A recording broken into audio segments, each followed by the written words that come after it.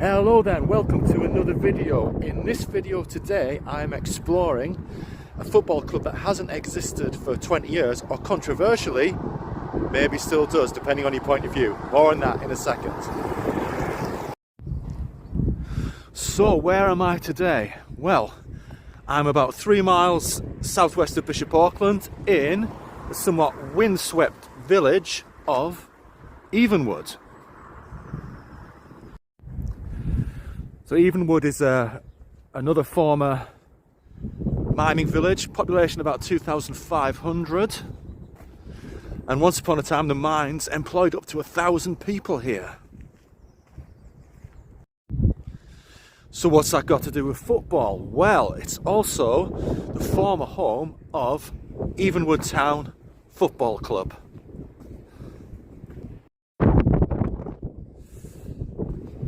Now there's a really good resource about the full history of Evenwood Town, which I'll put a link in the description of. But to give you a short synopsis, they were formed in 1890 and kept going until 2005, more of which I'll talk about in a second.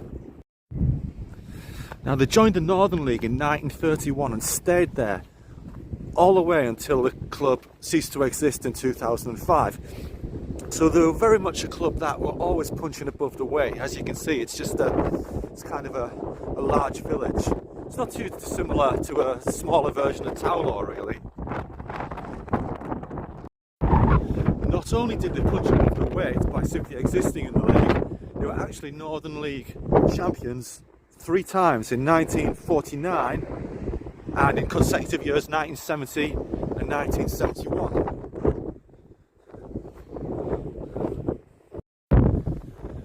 Not only that, but in 1957 they actually reached the first round proper of the FA Cup, where they lost to local rivals Darlington, then a professional club, by 7 goals to 2. Now if you look up there in the gap, I'll zoom in, if you look up there you can see the goalposts of the kind of abandoned ground that we're going to.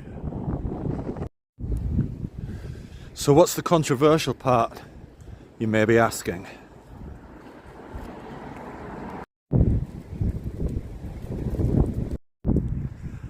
Well, by 2005 you can imagine that a club the size of Evenwood, from basically a large village, was struggling to survive in the Northern League with much bigger clubs. At the same time, a much bigger non-league club just up the road, Spennymoor United, had just folded themselves. So later in 2005, the two clubs, Evenwood Town and Spennymoor United, effectively merged, and we renamed Spennymoor Town FC. And that's the Spennymoor Town FC that you now see in the high echelons of non-league in National League North. And the ground's up here. And this would have been your main entrance to Evenwood Town FC. Now of course the merged club moved lock, stock and barrel to Spennymoor, where they play to this current day. So somewhat controversially you could say that Evenwood Town are playing in National League North, but really that's not the case. It is a bit windy today, so apologies for that. Anyway, the football ground is known, and still is, as Welfare Park. By the name you can imagine that it was probably given to the village by the mine. And as with most welfare parks, it didn't just include a football ground, but included a cricket ground and other facilities as well. Now I'm calling this an abandoned ground, but I suppose technically it isn't. But it's certainly abandoned by the original club, and it has changed a little bit. But as you can see, the ground is still pretty much intact, although there was another stand here which I will talk about in a minute. But yeah, you've still got the floodlights, the clubhouse over there, the nets are up, and I think that's because the local youth club play here still. So there is still a football club playing here. It's be honest, I don't see the wind as spoiling this video. It's actually giving a really good kind of representation of Evenwood at the start of February. As you can see, it's another one of those really exposed grounds. You can imagine when the weather's really bad, it was a really cold place to watch. Now, hopefully I've put up some photos as well, but just here where I'm looking here, basically in front of that first floodlight pylon, there used to be a stand there, a covered stand.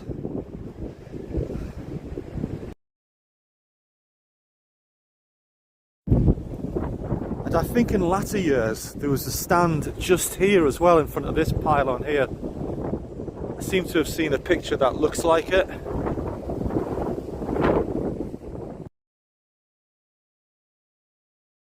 Look, this really gives an idea of where we are on the top of a hill, like a lot of these County Durham grounds.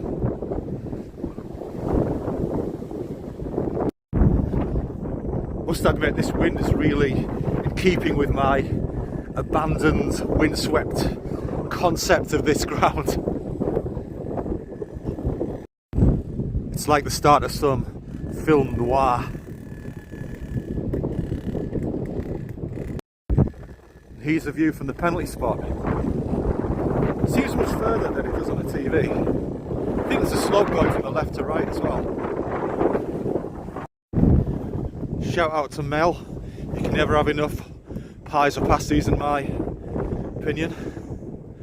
And just over here we have the cricket pitch as well. Imagine trying to hit a boundary into this wind today. Let's have a quick look. I wonder if any famous players have played here. Cricket clubs often get a professional from overseas who later becomes quite well known.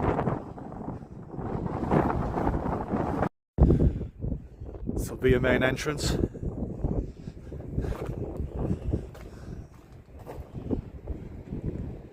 Still kind of in use in there, I think. Maybe you can pick out the blue and white in there. This looks like the changing rooms, if you can actually see in there. You see the blue and white wall and the benches. I wonder what building used to be between those two posts. Maybe it was a, I don't know, a tea hut or something, but there was definitely something on here, wasn't there?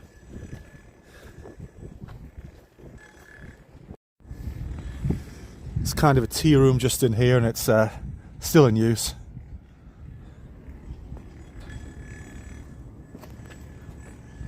Can't see in here, even I'm too short. What's in there? Haven't a clue. Over here it looks like a toilet though.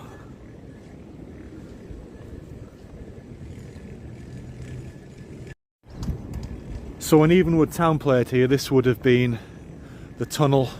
You can imagine you're coming out of the changing rooms here and coming onto the pitch just here.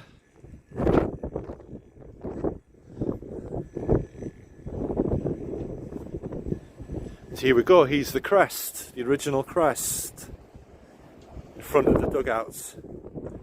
Evenwood Town FC, founded 1890.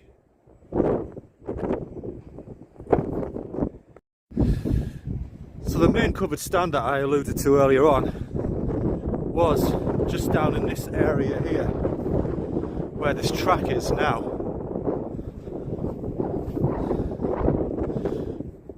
Right over in the corner. Can't quite make out the footprint, but I think it was just here. It was small, but effective.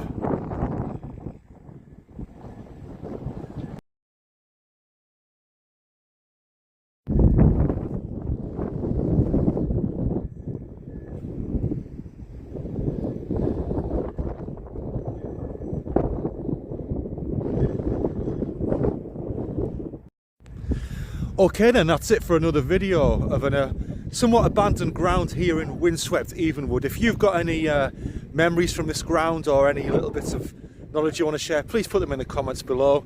Otherwise, please subscribe and share, and I'll see you in the next one.